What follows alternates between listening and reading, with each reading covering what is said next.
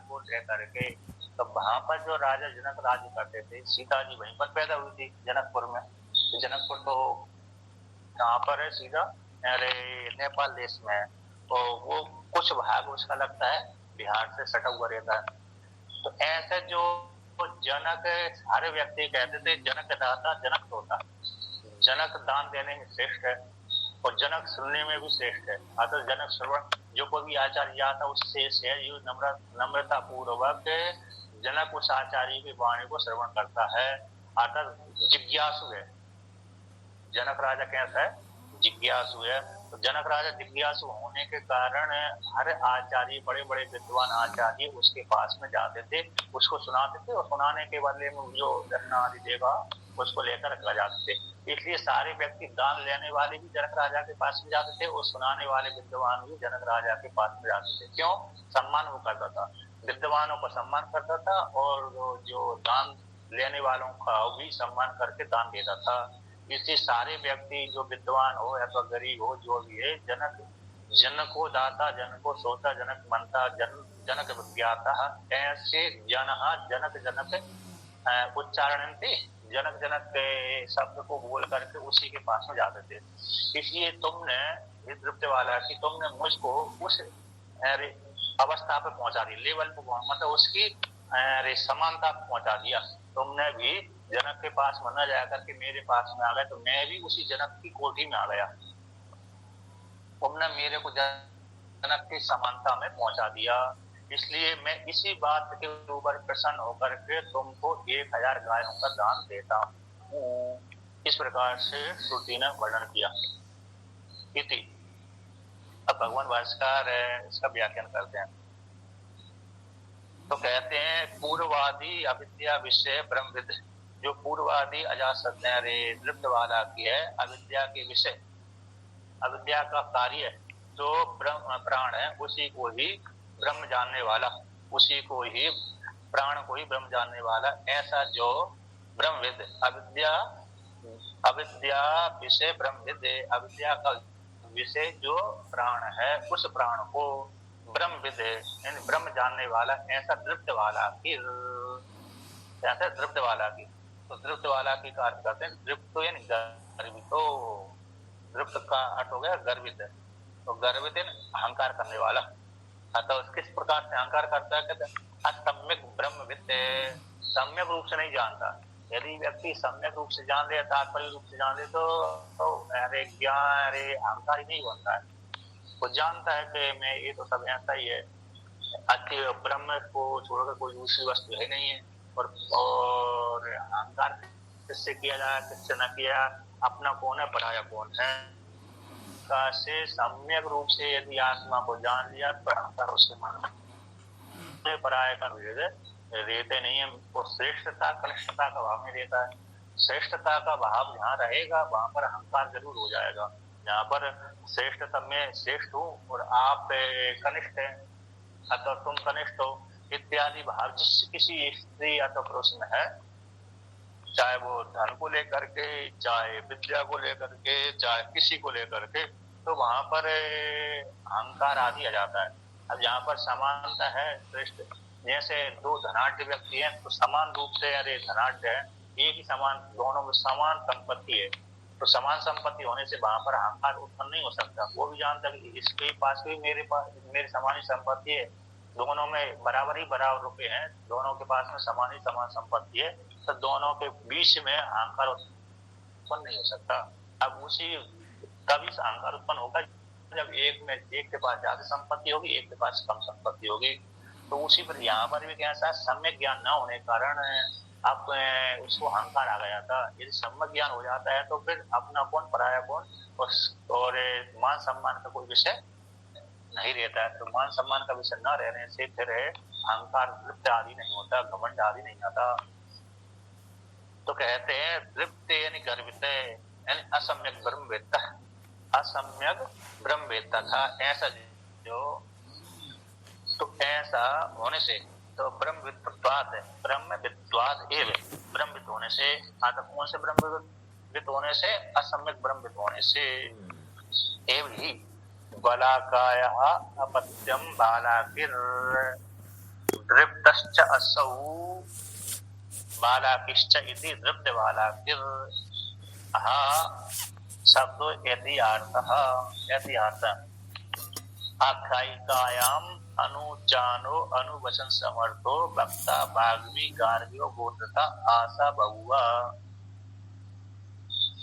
तो कहते हैं कि जो बलाका या अपत्यंत बालाकी, बलाका नाम की कोई स्त्री रही है तो उसी का ये संतान एक पुत्र था, उसका पुत्र होने के कारण उसका नाम हो बालाकी। यानी तद्धित जो प्रत्यय होते हैं तो कभी माता के रूप अपत्यार्थ में ए आ प्रत्यय ई प्रत्यय उ प्रत्यय आदि आते हैं, तो माता के शब्द के आगे तद्धित प्रत्यय पुत्र अर्थ में तद्धित प्रत्यय जोड़ दिया तो उसी के नाम से कर लो सारे नाम पड़ जाता है पुत्र का। जैसे सत्यकाम जावाल, जवाली, जवाला का पुत्र जावाल, जावाला है अपत्यम जावाला जावाली। तो उसी प्रकार से बला का या अपत्यंती बाला की, बला का नाम की कोई स्त्री की संतान को बाला की कहते हैं। ऐसा वो कैसा था, दृप्तश्च असु बाला किश्च, कर्मधारय समास कर दिया तो दृप्तश्च असु बाला की, वो कैसे दृप्ति बाला की, रामश्च असु ईश्वर से रामेश्वर। यहाँ पर कर्मधारय समास, जैसे रामेश्वर शब्द में 3 प्रकार के समास होते हैं। अन्य अन्य जो दूसरे ज्योतिर्लिंग में एक ही समास करते हैं, तत्पुरुष समास है। जो रामेश्वर को छोड़ करके जैसे जगन्नाथ है, जगन्नाथ शब्द है ना तत्पुरुष समास की, जगत के जगतः नाथ जगन्नाथ है, जगत के जो नाथ है, जगत के नाथ कौन होगा, ईश्वर परमात्मा। तो जगन्नाथ विश्वनाथ है, तो विश्व नाथ विश्वनाथ तत्पुरुष समास कर दिया। यहाँ पर बहुरी समास अथवा कर्मधारय समास नहीं करते, किंतु रामेश्वर में, अब रामेश्वर में शब्द रामेश्वर यद्यपि शुद्ध अर्थ तो मतलब कैसे है, ज्यादातर प्रकरण प्रभाय पतित न्याय है तो सीधा तत्पुरुष समास आते हैं। राम से ईश्वर है कि रामेश्वर, राम के जो ईश्वर है वो शिव है तो रामेश्वर है। तो राम जी जब इसे शब्द का समास करते हैं, राम जी ने जैसे ही रामेश्वर शिवलिंग की स्थापना करी तो उनसे पूछे इसका नाम भी रखिए, नाम का निर्वचन करिए। तो राम जी ने निर्वचन किया, उसका नाम बताया राम से ईश्वरा, राम के जो ईश्वर है, राम के ईश्वर शिव हो गए। तो इस प्रकार से रामेश्वर यहाँ पर तत्व समास कर दिया, राम से ईश्वर है रामेश्वर का। अब वहीं पर राम जी ने जब स्थापना कर दी रामेश्वर शब्द की, फिर शिव जी से पूछा इसका समास करिए, तो शिव जी ने कहा रामा ईश्वर यश सा रामेश्वर, और राम है ईश्वर जिसके। तो वहां पर इस प्रकार बहुरी समास कर दिया। बहुरी समास में अन्य पद प्रदान हो जाते हैं, राम है ईश्वर जिसके, तो राम किसके ईश्वर हो गए, शिव जी के हो गए। अथवा किसी भक्तों का अच्छा नहीं लगा राम ईश्वर शिव जी की हो, अथवा शिव जी राम की ईश्वर शिव हो, तो भक्तों को अच्छा नहीं लगा तो वहां पर नया समास ही कर दिया। तो कौन सा समास हो गया, अरे कर्मधारय समास। रामश्च असौ ईश्वर से रामेश्वर, राम ही ईश्वर है, राम एक कैसे ईश्वर है।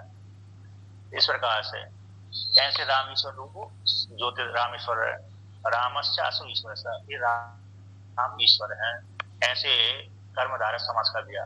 तो कर्मधारय समास करने से वहां पर रामेश्वर में शब्द में 3 समास हो गए, रामश्च असौ ईश्वर से, ये राम कैसे ईश्वर है। ऐसे जो महादेव हैं उन महादेव को मैं प्रणाम करता हूँ। तो यहाँ पर कौन से दृप्तश्च वाला दृप्त वाले, दृप्त ही वाला की है, अतः घमंड, राम ही ईश्वर है, रामश्च असौ ईश्वरश्च, राम ही ईश्वर है। इस प्रकार से तो यहाँ पर किसी का ईश्वर नहीं बने, स्वयं ही ईश्वर है। तो यह दृप्तश्च असौ वालाकिश्च इति कर्मधारय समास है। ये दृप्त कैसा वाला की, दृप्त ही वाला की है, दृप्त वाला की, ऐसा उसका जोड़ दिया तो दृप्त वाला की। ऐसा दृप्त वाला की नाम का जो ब्राह्मण था, हा शब्द है, हा शब्द कैसा है, ऐतिहार्था, इतिहास का द्योतक है, इतिहास किसी काल विशेष में घटना घटित थी। तो इस प्रकार से जो दृप्त वाला की आख्यायिकायाम, इस आख्यायिका में दृप्त वाला के नाम का कोई ब्राह्मण था, अजातशत्रु नाम का ब्राह्मण था, वो राजा था। तो इस आख्यायिका में ये आया हुआ है। अनुचानो का करते हैं अनुवसन समर्थ, अनुवसन करने में समर्थ है। वचन करने में कैसा समर्थ है, इन वक्ता है, इन बाग्मी, बाग्मी का तो पटु, बाग्मी जहाँ पर बाग वाग्मी, तो बाग्मी शब्द का अर्थ होता पटु, भयंकर विद्वान, मतलब बहुत ही कुशल है, इतना मेधावी है कि जो भी उत्तर पूछे प्रश्न पूछेगा व्यक्ति तो बोलने में तुरंत ही जवाब देगा। जैसे किसी किसी को आपने देखा होगा, कोई कोई बालक होता है अथवा कोई स्त्री पुरुष होती है होता है, वो तुरंत प्रश्न करो तुरंत उसके मन में जवाब बैठ जाता है, और क्या पता उसको सोचने की जरूरत नहीं पड़ती, तुरंत ही उसके मन में जवाब आ जाता है। तो वो एक ऐसे पूर्वजन के संस्कार से उसके बुद्धि में विलक्षणता रहती है, तुरंत ही जवाब दे देता है, चाहे किसी प्रकार का जवाब मांगो तुरंत ही दे देता है। तो इस प्रकार से उसको बोलते हैं बाग में। तो यहाँ पर कहते हैं गार्ग्यो, अब गार्ग शब्द का गोत्र था, गोत्र से गार्ग है, गर्ग गोत्र में उत्पन्न हुआ था इसलिए गार्ग कहलाता है। गर्ग वंश परंपरा में तो गार्ग नाम उसका था, गर्ग गोत्र से। आसन बहुता बहुआ, आसन शब्द का अर्थ हुआ बहुआ, भूतकाल में हुआ था। तो कुछेद काल विशेष, तो कुछ बहुआ के कुछ काल विशेष में वो पैदा हुआ था। सा हो वाचा अजातशत्रु, अजातशत्रु नामानम काश्यम काशीराजम अभिगम्य, कहते है नृत्यवाला की ने जाकर के उवाचा कहा था, सा नृत्यवाला की ने उवाचा उवाचा कहा था। तो उवाचा बच प्रत्यय धातु से उवाचा बना, तो क्या कहा था, किसको कहा था, अजातशत्रु, अजातशत्रु के पास पहुंचकर कहा था। अजातशत्रु, तो अजातशत्रु नामानम काश्यम राजानम, तो काशी देश के राजा का नाम था अजातशत्रु। ऐसे काशी राज्यम, काशी काशी राजा के पास में पहुंच करके अभिगम्य यानी पहुंच करके, जाकर उसके पास में जाकर के ऐसा कहा था। तो यहाँ पर अव्यय समास कर दिया काशी राज्यम, मतलब यहाँ काशी राज्यम राजन को, तो काशी राजा के पास पहुंच करके कहा, क्या कहा उसने, तो ब्रह्मते ब्रह्माणे इति, हे राजन मैं तुम्हारे लिए ब्रह्म को उपदेश करूंगा। ब्रह्मते तुभ्यम ब्रह्माणे कथ्यानि, ब्रह्म ते तुभ्यम तुम्हारे लिए, ये शब्द यहाँ पर तुभ्यम चतुर्थी का योग है, तुम्हारे लिए ब्रह्माणे कथ्यानि मैं कहूंगा। तो कथ्यानि यानी ब्रह्माणी कहाँ का रूप है, लोट लकार का उत्तम पुरुष का है। हम कथ्यामि, हम ब्रह्माणी मैं कहूंगा, दूसरे से नहीं बोध करवाऊंगा, मैं स्वयं ही कहूंगा, एक वचन का रूप है। अब यहाँ पर इसी को लेकर के एक मनुस्मृति उठाते हैं। मनुस्मृति में एक वाक्य आता है टिप्पणी में नीचे की, तो न अपृष्टि न अपृष्टन वक्तव्य तस्मै विद्या विवक्षिता, न पृष्ठा कच्चित ब्रूयात न च अन्यायेन पृच्छता, जानन अपि हि मेधावी जड़वत लोकम आश्रयेत।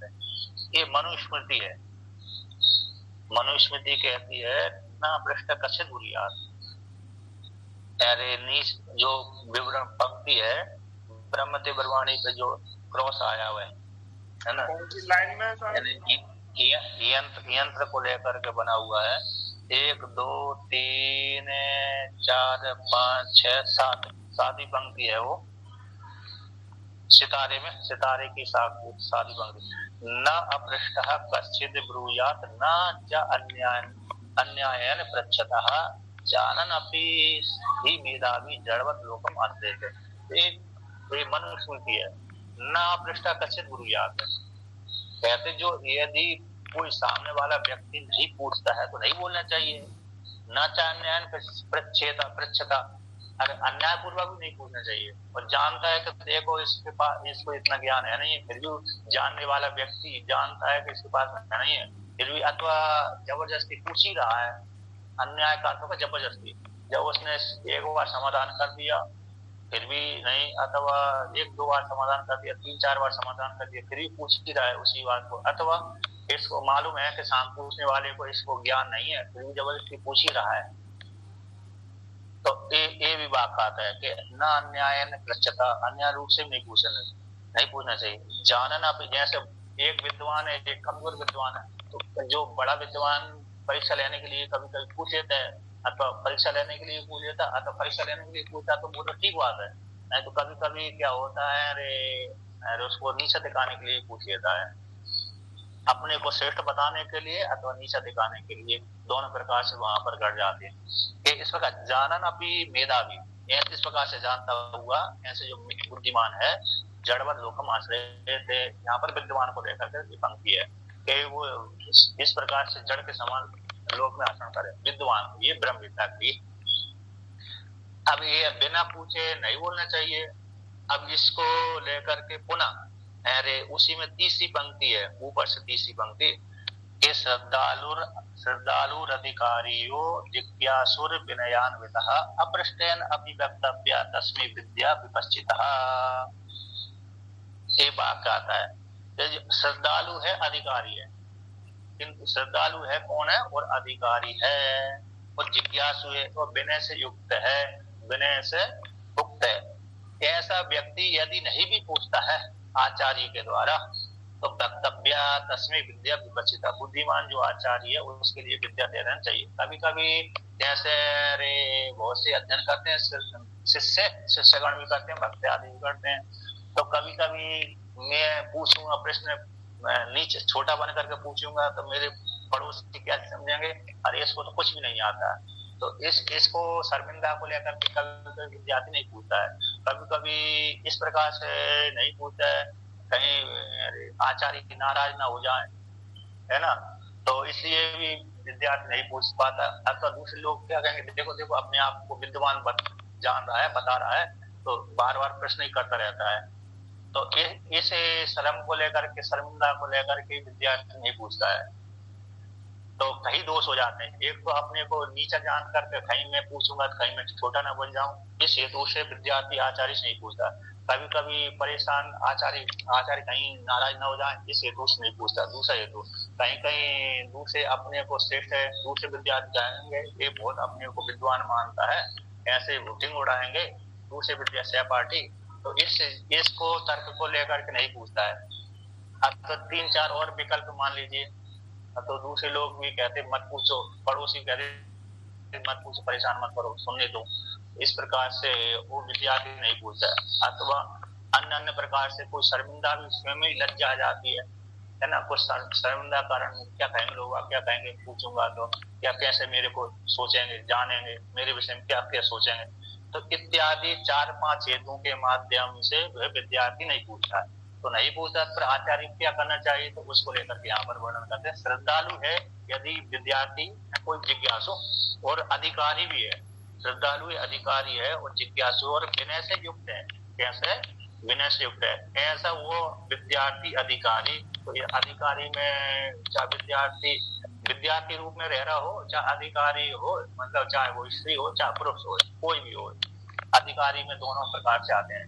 तो वो अधिकारी है तो अपृष्टेन अपि, यदि नहीं भी पूछता है तो भी, अपृष्टेन अपि नहीं भी पूछता है तब भी वक्तव्य उसके लिए, तस्मै उसके लिए विद्या एंड विपश्चित बुद्धिमान को वो विद्या दे देना चाहिए, है ना। अब कहते जहां पर इनको नहीं देना चाहिए, धर्म अर्थ यत्र न स्याताम दूसरा अपि शुश्रूषा वापि तद्विधा, कि धर्म अर्थ जहां पर न हो, शुश्रूषा भी जहां पर न हो, वहां पर विद्या नहीं देना चाहिए। जो धर्म भी नहीं जानता और अर्थ भी नहीं जानता, अतः जिसके पास में धर्म अर्थ नहीं है, अर्थात धर्म आदि नहीं है, और शुश्रूषा भी नहीं करना चाहता आचार्य को, है ना, मतलब उसके प्रति नम्रता भाव नहीं है, अरे धर्म आदि भी नहीं है, बल्कि कुतर्क करने वाला है, कैसा कुतर्क करने वाला है, और श्रद्धा भी नहीं है आचार्य के प्रति, तो ऐसे उसको विद्या नहीं देना चाहिए।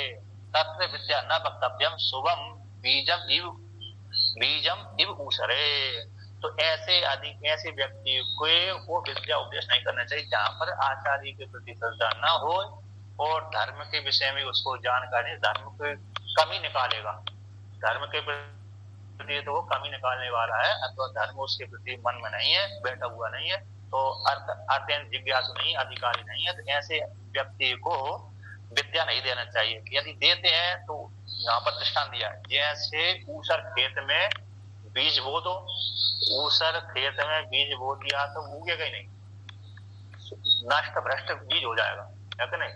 पानी नहीं है उसमें, ऊसर खेत में तो पानी जल भी नहीं रहता है, फिर गर्मी के समय बो दिया बीज तो वो नष्ट भ्रष्ट ही हो जाएगा। ऊसर खेत में बीज बो देने से जैसे नष्ट भ्रष्ट हो जाता, उसी प्रकार से बिना अधिकारी विद्या दे देने से वो भी नष्ट भ्रष्ट हो जाती है, अर्थात उसका कोई लाभ नहीं होता।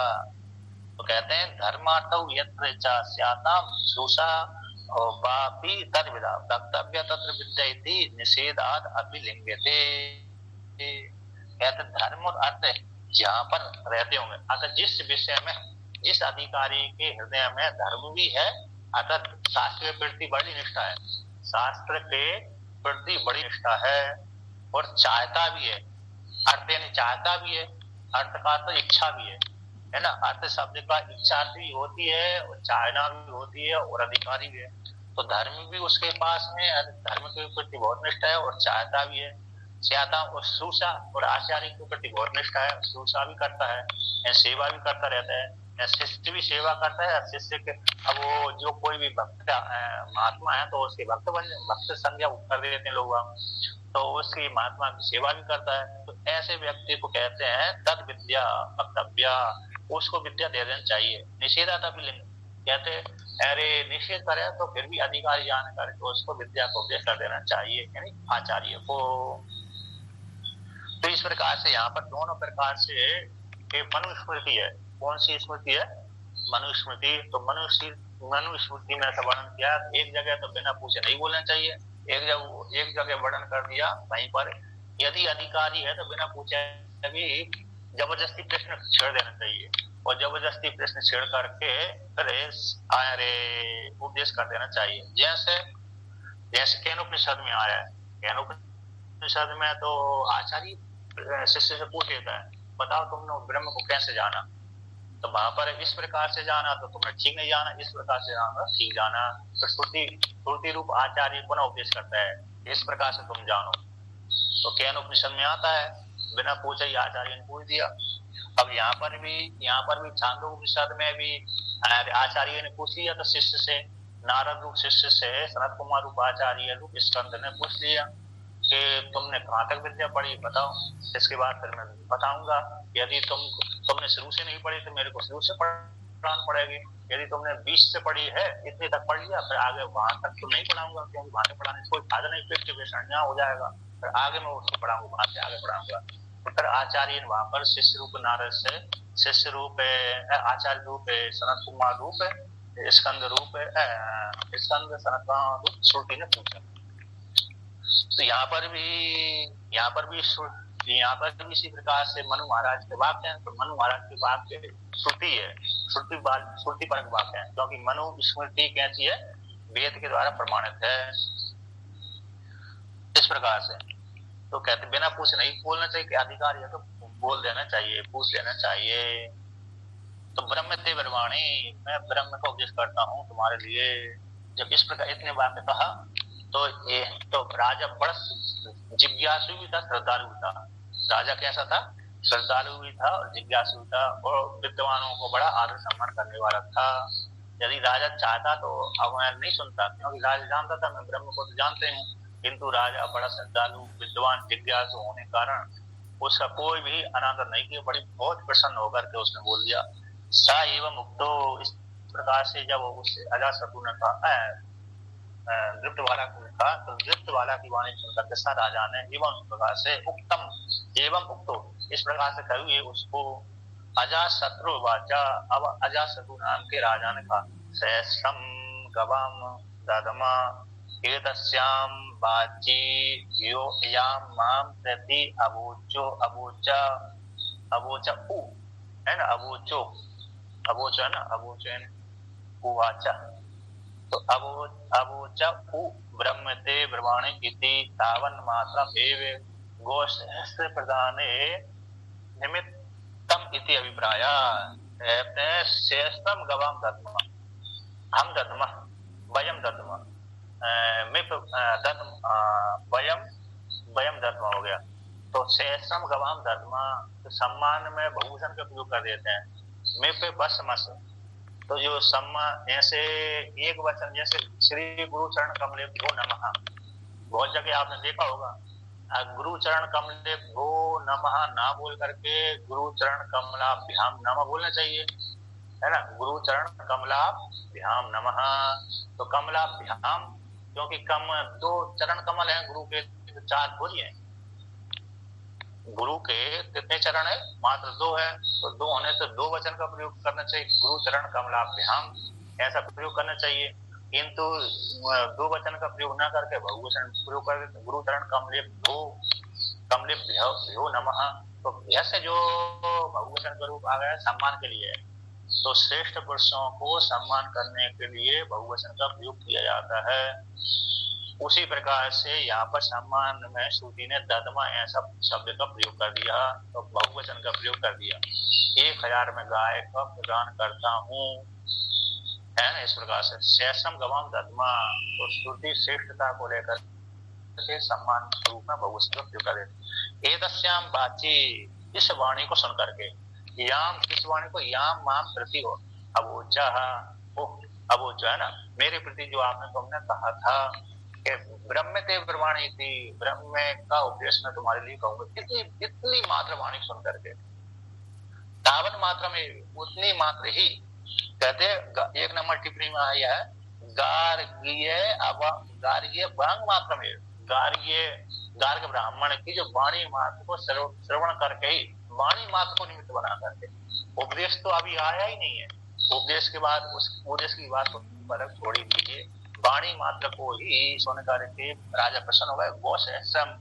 गोश्रेष्ठ प्रदान में निमित्तम, वाणी मात्र है इति अभिप्राय। 1000 गाय सुनकर के बोल दिया। हाँ, अब उपदेश करेगा, उपदेश के बाद फिर जैसे राजा जनक ने तो जब उनको उपदेश किया, राजा जनक को उपदेश किया था, इनको याज्ञवल्क्य ने इसी प्रसंग में आएगा, तो उसने राजा जनक ने तो 1000 गाय नहीं दिया, बल्कि पूरा आत्मसमर्पण ही कर दिया। ये भी राज आपका है और मैं भी आपका हूँ, ये राज भी आपका है। इस प्रकार से पूरे आत्मसमर्पण कर दिया है। इस ब्रह्म विद्या का फल तो ये राज नहीं हो सकता, इसलिए मैं क्या दूं, कुछ नहीं दूं, तो इसलिए पूरा आत्मसमर्पण कर दिया था वहां पे।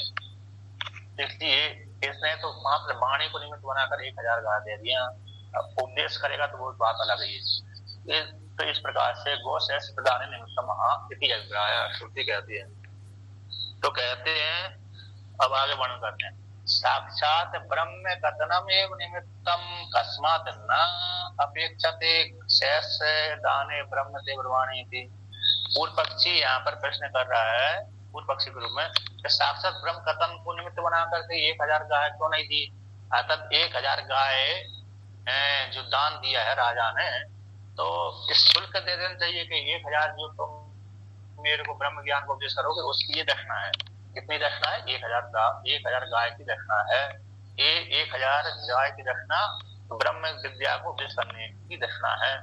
इतना ही क्यों निमित्त नहीं बनाया? ऐसा निमित्त क्यों बना दिया कि मात्र तो जो आपने कहा कि ब्रह्म विद्या का उपदेश करूंगा, इतनी वाणी को सुन करके, वाणी को निमित्त बना करके 1000 गाय कौन सी, बल्कि पूरे ब्रह्म विद्या उपदेश करने का ही निमित्त बना दे देते। तो मैंने 1000 गाय को जो दान दे रहा हूँ, आप जब ब्रह्म विद्या का उपदेश पूरा कर देंगे तो वो आपकी इतनी दक्षिणा रहेगी। जैसे ऐसे कोई रुद्राभिषेक करवाता है आचार्य से, है ना, अथवा कोई यजमान पंडित के पास में जाता है और कहता है कि मेरा रुद्राभिषेक कर दो, तो पंडित को फिर कहता है कि ब्राह्मण को कहता है कि मैं तुमको इस रुद्राभिषेक के बदले में 1000, 2000, 10,000, 20,000 रुपए दक्षिणा दूंगा जब रुद्राभिषेक पूरा कर दोगे तब।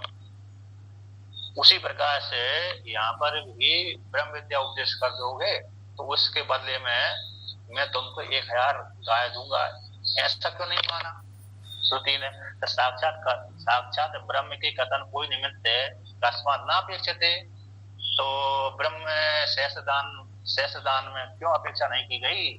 ब्रह्म ते ब्रवाणी, ये ब्रह्म ते ब्रवाणी इस वाक्य को सुन करके साक्षात ब्रह्म कथन में ही 1000 दान को विवक्षा अपेक्षा क्यों नहीं की गई? मात्र वाणी सुन करके 1000 दान की क्यों अपेक्षा की गई है? वाणी को निमित्त क्यों बनाया? तो कहते यम एव तु वांग निमित्तम अपेक्षित उच्यते। यह तो वाणी वाणी को निमित्त बना करके ही अपेक्षा की गई है, यानी वाणी को सुन करके ही प्रसन्न होकर के राजा ने 1000 गाय का दान दिया है। ब्रह्म विद्या को उपदेश के लिए दान नहीं दिया है, क्योंकि राजा भी जानता है कि ब्रह्म विद्या का फल इतना ही नहीं है, 1000 गाय दान नहीं है, बल्कि वो तो उसकी कोई कीमत है ही नहीं है, साक्षात ब्रह्म का कथन की कोई कीमत नहीं है। इसलिए वाणी को निमित्त बना करके ही उसने 1000 गाय का दान दिया है। यथा यथा श्रुतिर एव राज्यो अभिप्राय, कहते श्रुति भी राजा के अभिप्राय को कहती है। किस प्रकार से राजा ने 1000 गाय को मात्र वाणी की सुनकर के दान दिया है, तो ऐसा कथन हो जाने पर तो राजा के अभिप्राय को श्रुति कहती है, श्रुति राजा के अभिप्राय को दिखलाती है। इस प्रकार से राजा ने इसी हेतु से 1000 गाय को वाणी सुन करके दिया है, 1000 गायों का दान वाणी सुन करके दिया है, इस अभिप्राय से तो श्रुति राजा के अभिप्राय को कहती है। जनको दाता जनकः श्रोता इति च एकस्मिन् वाक्यद्वये पदद्वयम् अभ्यस्यते जनको जनक इति। जनक दाता लोग उस काल में ख्याति फैली हुई थी। किस काल में? जिस काल में अजातशत्रु नाम के राजा रह रहे थे, वो राज करते थे, उसी काल में जनक नाम के राजा भी थे, तो उस काल में जनक राजा की ज्यादा ख्याति फैली हुई थी। तो जनक कैसा है? जनको दाता, जनक नाम के राजा दाता हैं, दान देने में सबसे श्रेष्ठ है, सारे राजाओं में सबसे श्रेष्ठ कौन है? जनक राजा, तो दान देते रहते हैं। जनक श्रोता थी, तो सारे राजाओं में वो जनक श्रोता भी है, क्योंकि सारे विद्वानों का सम्मान करते हैं। जो कोई भी जाता है जनक के पास भी श्रवण करने के लिए, उपदेश करने के लिए भी जाता रहता है, और दान लेने के लिए भी जाता रहता है। इति ये तस्मिन् वाक्यद्वये, ये दो अर्थ में आती है। जनक जनक है, जनक दाता, जनक श्रोता, जनक मनता, जनक विज्ञाता। तो जनक जनक जो शब्द है 20 अर्थ में, पद द्वय वाक्यद्वय अर्थकम, 2 बार जनक जनक शब्द आया ना इति, तो पद द्वय का जो अभ्यास किया गया जनक जनक इति, तो बेई यहाँ पर जनक जनक इति, जनक श्रोता, जनक विज्ञाता, जनक मनता, जनक दाता इत्यादि। तो बेई शब्द यहाँ पर बेई शब्द आया कर, बेई शब्द प्रसिद्ध अवधोतनार्थ, प्रसिद्धि के अवधोतन करने के लिए। अब उस काल में ख्याति थी, जिस काल जैसे कभी कभी वर्तमान काल में किसी राजा की मंत्री की ख्याति फैल जाती है, तो उसी प्रकार से यहाँ पर उस काल में राजा की ख्याति थी। कौन से? जनक राजा की ख्याति थी कि जनक श्रोता है, जनक विज्ञाता, जनक मनता, जनक दाता है। तो ख्याति होने कारण तो सारे व्यक्ति उस काल में उसी राजा के पास में जाते थे। तो राजा भी कहता था, जैसे कणाद मुनि जिस राजा के राज में रहते थे, वहां पर कण कण बीन करके खाते थे। फिर उन्होंने न्याय की दर्शन की रचना करी थी, जैसे श्री कृष्ण, तो वैसे न्याय दोनों एक ही है। तो कहते हैं वहां पर कणाद मुनि, जब राजा को मालूम पड़ा कि मेरे राज्य में इतना बड़ा विद्वान है, उसको वो देखो दुर्दशा में प्राप्त रहता है, और बीन बीन कर खाते जीविका चलाता है, बीन करके कणों को बीन करके जीविका चलाता है, भक्षण करता है, तब उसका पेट फलता है, यानी शरीर धारण करता है। तो ऐसे विद्वान मेरे घर में, मेरे राज्य में रहे और गरीब अवस्था में रहे, तो मेरे को धिक्कार है। ऐसे राजा को ग्लानि हो गई, ग्लानि होकर राजा पुनः उसी ब्राह्मण के पास गए, कणाद मुनि के पास गए, और कणाद मुनि से कहा, हे ब्राह्मण देवता, मेरा अपराध हो गया, मेरे राज्य में कोई ब्राह्मण दुखी रह जाए तो मेरा अपराध है, मेरे लिए मेरे शर्म की बात है। इसलिए मैं आपको अपार धन देना चाहता हूँ, मतलब जिससे आपको बीन करके जीविका चलाने की आवश्यकता नहीं है, खूब धन देना चाहता हूँ। तो उस कणाद मुनि ने कहा कि राजन मेरे को जरूरत नहीं है, मैं तो इसी में सुखी रहता हूँ। तो राजा ने कहा मेरा अपमान होता है। कैसा होता है मेरा अपमान? देखो इस राजा के राज में ब्राह्मणों की ऐसी दुर्दशा है, तो मेरे को हानि होती, मेरा अपराध होता है, मेरे को शर्म महसूस करना पड़ती है। अर्थात मेरी जो ख्याति है, ख्याति में मतलब राजा अच्छा है, ये इसमें दाग लगता है, इसलिए आप मेरे से खूब धन ले लीजिए और खूब जीविका चलाइए, अच्छी प्रकार से खाइए पिए और रहिए और उपदेश करिए। तो राजा की वाणी सुनकर के कहा, राजन मेरी नियम है, इसी में नहीं ले सकता, यदि तुम बार बार धन दोगे तो मैं तुम्हारे राज को छोड़कर ही भग जाऊंगा। राज्य को छोड़ करके भाग जाऊंगा। तो राजा ने सोची इससे अच्छा तो भाग जाए, इससे अच्छा ठीक है तुम जैसे रहना चाहते वैसे रहिए। प्रकांड मुनि वहां पर उसी राज में रहे और सुखपूर्वक रहे, लेकिन छोड़कर नहीं गए। मेरे राज से कोई विद्वान नहीं जाना चाहिए, आप जिस प्रकार से रहना चाहते उस प्रकार से रहिए। वहां पर प्रकांड मुनि उस राज में उस काल में रहते थे, है कि नहीं। तो उसी प्रकार से वहां पर विद्वान थे, उसी काल में ऐसी प्रसिद्धि थी। तो यहाँ पर भी कैसी प्रसिद्धि का है, जनक को प्रसिद्धि उस काल में थी कि जनक राजा दाता भी है, श्रोता भी है, मनता भी है, विज्ञाता भी है। इसी हेतु से जन को, अब उसी को श्रुति वर्णन करती है। जनक जनक जो शब्द आया ना 2 बार है, उसी को दिखलाती श्रुति। तो जन को देखो है ना, यहाँ पर प्रसिद्ध जनक से दातृत्व तद अवलोकन व्यय निपात कियावत, अर्थात प्रसिद्ध जनक का दातृत्व को द्योतन करने के लिए व्यय शब्द आया है। तो जन को द्वित सुर जन कहा सुश्रुसुर इति ब्रह्म सुश्रु सबो विवक्षभः प्रति जिघ्रत छवस जा जना धावंती अभिगच्छन्ति। यानी जन को सुर, जन के दान देने का इच्छुक होता है, सन प्रत्यय इच्छात्म होता है। और दान जनक कहता है कोई अधिकारी आए तो उसको दान दो, अधिकारी आए उसको दान दो।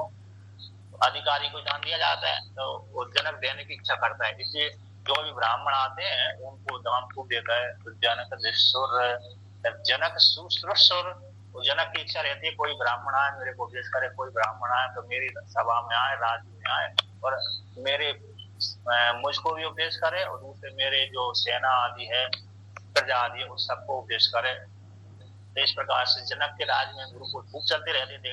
जनक के राज में उस काल में जनक के राज्य में विद्वान लोग ज्यादा रहते थे। जिस काल का जो राजा जनक रहा होगा उस काल के जनक के राज में बहुत से विद्वान रहते थे। अगर उसका पूरा राज्य विद्वानों से भरा हुआ था। तो सुश्रुतु यहाँ भी संकट है, श्रवण करने की इच्छा वाला है जनक खेती।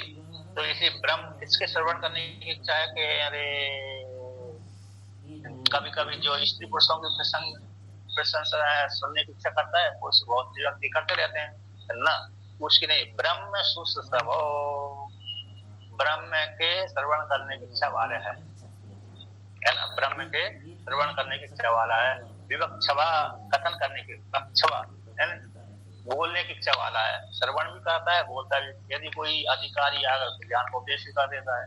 जैसे अरे जनक जी ने किसको उपदेश किया था, भगवान व्यास जी के पुत्र सुखदेव मुनि को। तो सुखदेव मुनि के गुरु बने थे जनक राजा। मतलब कौन से जनक राजा, द्वापर युग वाले, त्रेता युग वाले नहीं। उस समय भी अद्भुत अवस्था में आ गए थे जब जनक जी के पास गए थे। जनक जी की अवस्था, अद्भुत अवस्था में जो कौन से अद्भुत, 2 प्रकार के अरे सुखदेव जी है।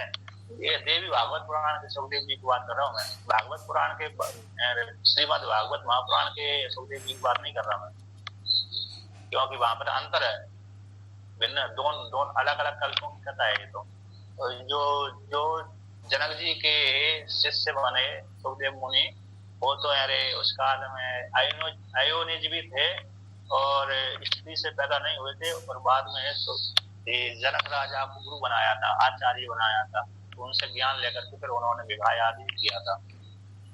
ऐसे जो सुखदेव मुनि को ज्ञान भी दिया था, तो कहते विवक्ष कथन करने की इच्छा वाले भी हैं, और प्रति जिघ्रछवा सुसेवा भी करते हैं, कथन भी करते हैं और ग्रहण भी करते हैं। तो दोनों ब्रह्म को सेवन करने की इच्छा वाले हैं, श्रवण करने की इच्छा वाले हैं, विवक्षवा कहने की इच्छा वाले हैं, प्रति उत्तर देने की इच्छा करने वाले भी हैं। तीन प्रकार से हैं। कैसे हैं, ब्रह्म को जानने की इच्छा वाले, ब्रह्म को कथन करने की इच्छा वाले, ब्रह्म को बताने की कोशिश करने वाले की बात बताने वाले भी हैं। श्रोता भी है, मनता भी, विज्ञाता भी है, श्रवण भी करते हैं और बोलते भी हैं और जानने की इच्छा भी करते हैं। यहाँ पर तीनों प्रकार का प्रयोग कर दिया।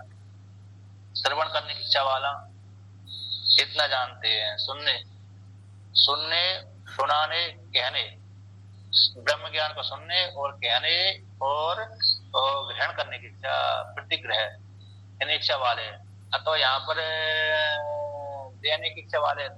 एक तो कहते हैं श्रवण करने की इच्छा वाले भी हैं, कथन करने, ब्रह्म को श्रवण करने की इच्छा वाले हैं, ब्रह्म को कथन करने की इच्छा वाले हैं, और जिज्ञासु और धन को देने वाले भी हैं।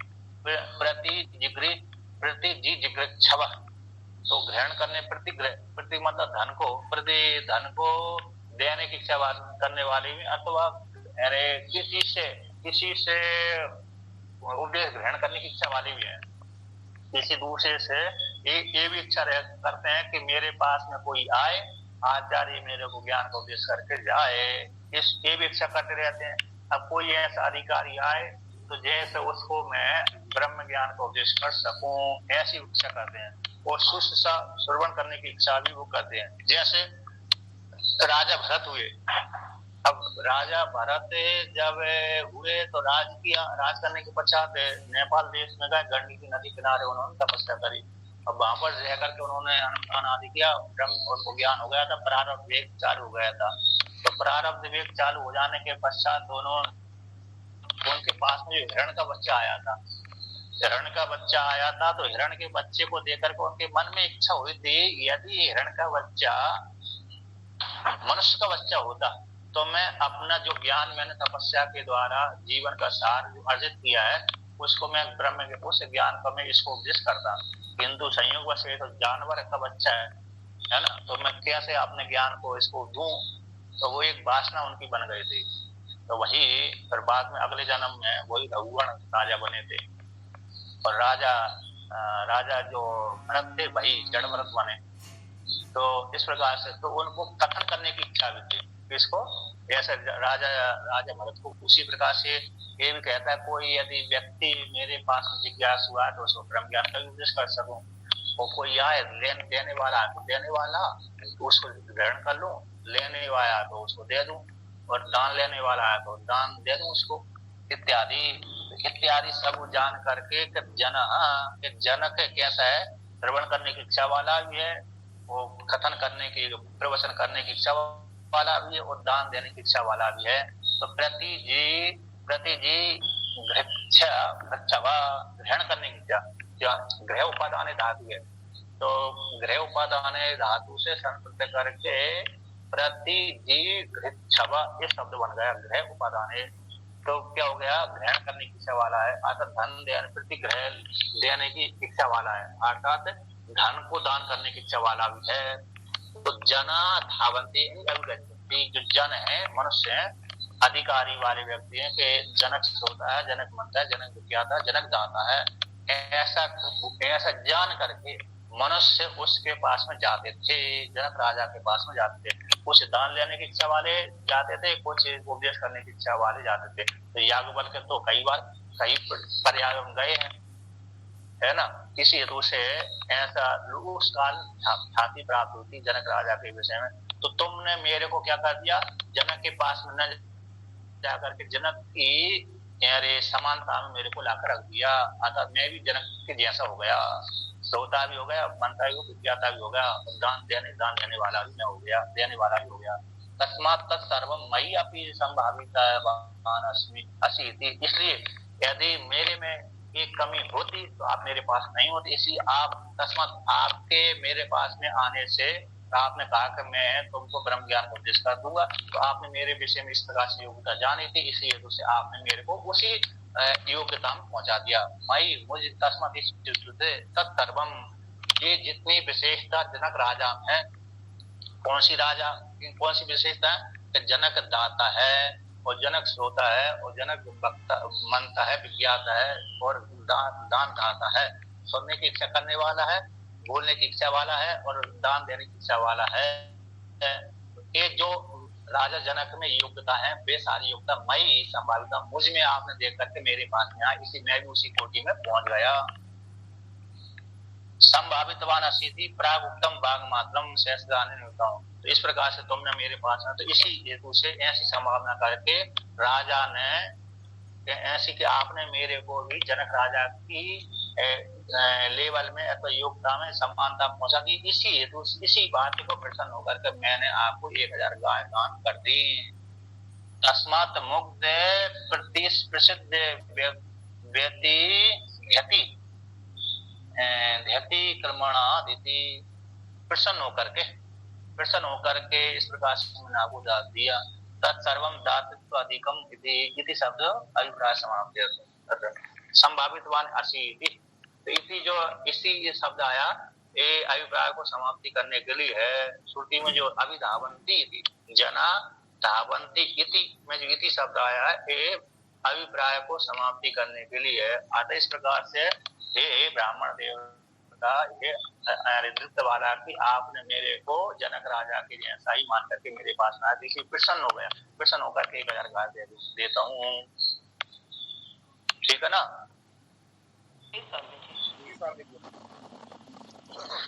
अब आगे की प्रसन्नता है दूसरा मंत्र चलेगा ये चलेगा दूसरा प्रसन्नता हो ही गई। अब कल दे दें सीधा सीधा क्रम है। बहुत अच्छी बात थी।